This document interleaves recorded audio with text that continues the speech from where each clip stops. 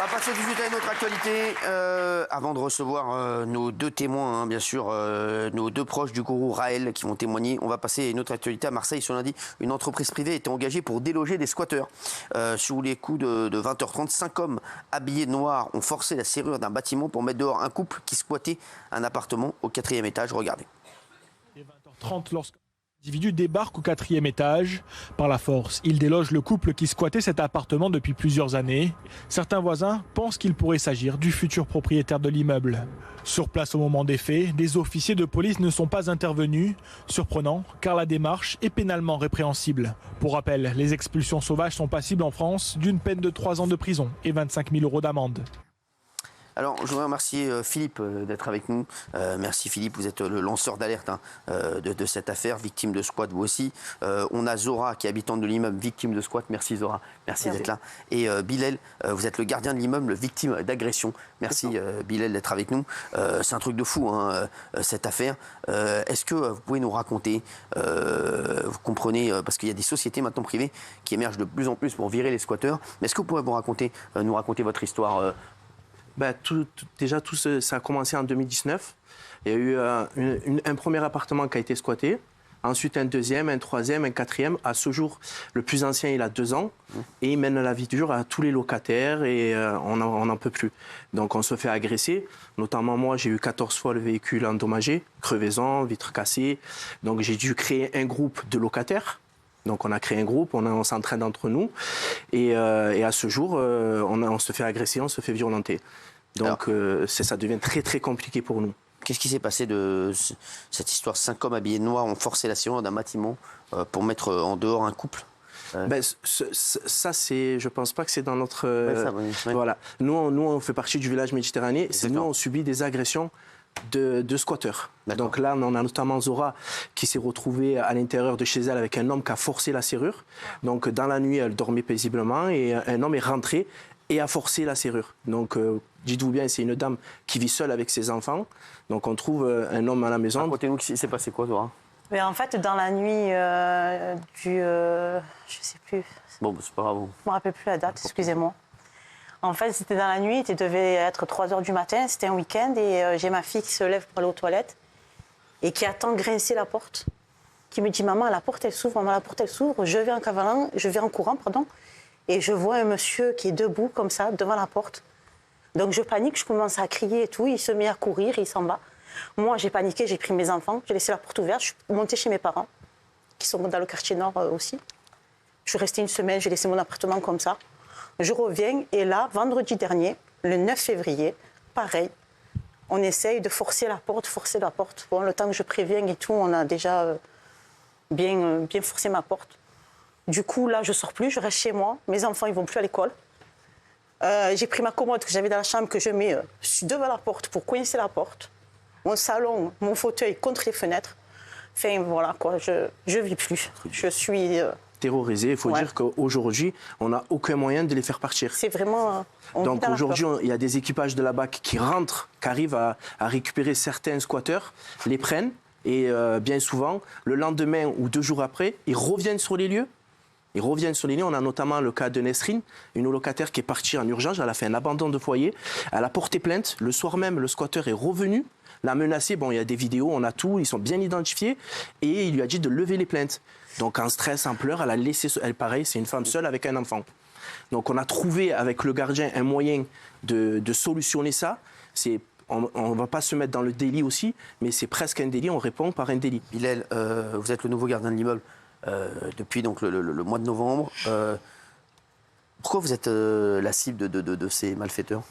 Parce qu'en fait, ça fait 6 mois en fait, je les traque parce que ça fait un bon moment que ça dure dans cette résidence. Et à chaque fois, j'essaie d'attraper les jeunes qui viennent vandaliser les appartements. Ils viennent, ils se permettent tout et n'importe quoi. Ils s'en foutent complètement. Et là, c'est parce que ce jour-là, quand ils sont venus m'agresser, c'est parce qu'en fait, je l'ai croisé à plusieurs reprises dans la résidence. J'ai essayé de le bloquer. Après, bon, entre-temps, il a voulu partir avec sa voiture. Je l'ai bloqué pour pas qu'il s'en aille. Et de là, directement, il est venu, ça a chargé sur moi. Et c'est là, quand j'ai vu, il m'a attrapé, j'ai l'attrapé. J'ai tourné ma tête et là, il m'a mis un coup de poing. Bon, je me suis défendu comme je pouvais. Et entre-temps, après, bon, ils sont venus des collègues avec des marteaux pour m'intimider. Parce qu'en fait, je fais mon travail comme tout le monde. Malgré que je suis sorti des quartiers, mais je fais mon travail comme il se doit. J'ai des responsabilités aux habitants. Les habitants, moi, je suis redevable. Je suis redevable parce qu'en fait, c'est mon travail. Je ne peux pas laisser des habitants se faire squatter des appartements à côté. Et pendant qu'ils squattent, eh ben, ils vandalisent les appartements à côté. Ils rentrent dans les appartements pendant qu'ils sont en train de dormir. Moi, ils me réveillent à 2-3 heures du matin. À 2-3 heures du matin, pendant que je suis chez moi en train de dormir avec ma femme, ils m'appellent, les habitants, en me disant, voilà, ils sont en train de me casser l'appartement. Moi, je suis obligé de me lever presque tous les jours. Mais il faut voir, en fait, il faut y croire, parce qu'on peut dire les choses, mais en fait, il faut le vivre. Vraiment, il faut le vivre. Parce que les habitants, ils s'en ont marre carrément. Et moi-même, parce que moi, je travaille, ça fait 6 mois, c'est vrai, mais après, quand vous voyez des choses comme ça, moi, ça me gonfle. Moi, je vous dis la vérité, si je suis venu là, Cyril, c'est pas pour... tu vois, c'est pour essayer d'apporter quelque chose et d'essayer d'avancer sur certaines choses. Non, mais c'est incroyable. Il faut quoi, la police ? Ça fait trop longtemps que ça dure. On a un équipage de la BAC Nord qui vient régulièrement sur les lieux. Oui. Mais malheureusement, les individus sont relâchés par la suite. C'est ça. Où ils donnent des fausses identités, où on n'arrive pas à les retrouver. Mais les policiers ne peuvent pas s'en sortir. Ouais, ils n'arrivent pas, je pense pas qu'on leur donne les moyens. Ils vont les incarcérer, ils vont ressortir 2 jours après. Vous savez, c'est la justice Gilles Verdez. La justice que prône notre ami Gilles.